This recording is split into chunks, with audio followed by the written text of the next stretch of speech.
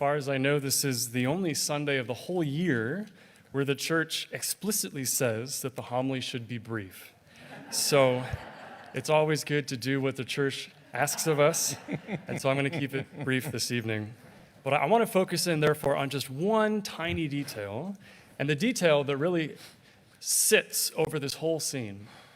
And the detail is precisely what it lacks, which is God's voice, right? The one thing that is crushingly absent from this whole story is God the Father is silent, that heaven doesn't say a single peep.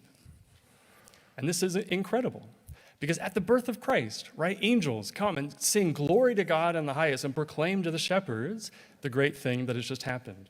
And when Christ is baptized, right, the Father opens the heavens and says, "This is my beloved Son, in whom I am well pleased." And at his transfiguration, when his heavenly glory is shown forth, right, God the Father again opens the heavens and says, This is my beloved Son, in whom I am well pleased. And now, at his crucifixion, at his torture, at the night before, right, when Christ lives the supreme moment of his life, it's silent. And no angels come, and the heavens don't part, and the Father doesn't say a single word at all.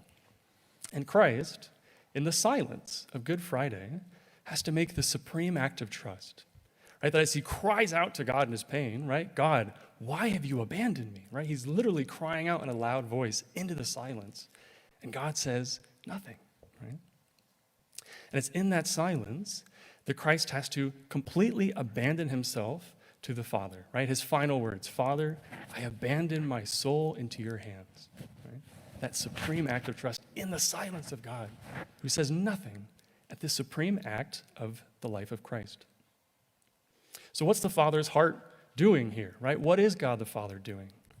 Well, he's tearing his garments, right? In the Jewish culture, the way you would show absolute grief was to tear your garment from the top down to the bottom, right? It even happens in this scene. When Caiaphas hears Jesus blaspheme, Caiaphas tears his garment in outrage and in grief, right? And so at the moment of his own son's death, God the Father tears his garment. It says, and behold, the veil of the sanctuary was torn in two from top to bottom, right? That God the Father is actually reaching down from heaven, and from top, where he grabs onto the veil, from top to bottom, he tears it, right?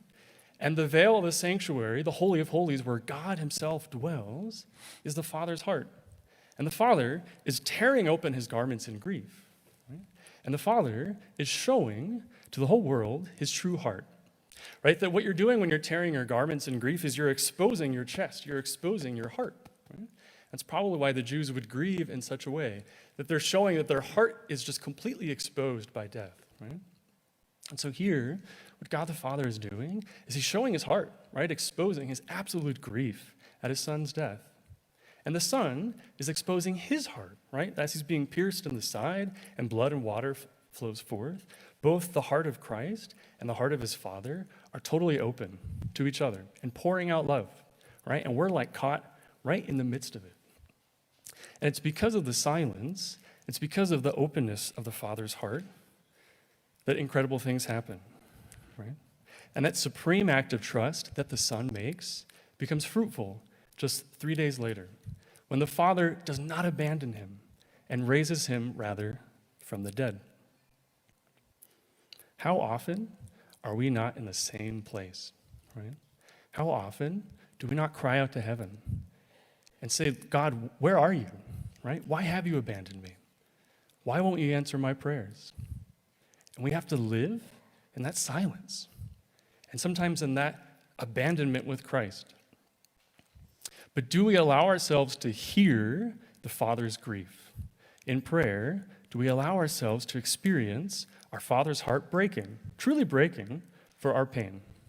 And can we, with the Lord, even here and now, in hope of what we know is coming, make the perfect act of trust and say, Father, into your hands I commend my spirit.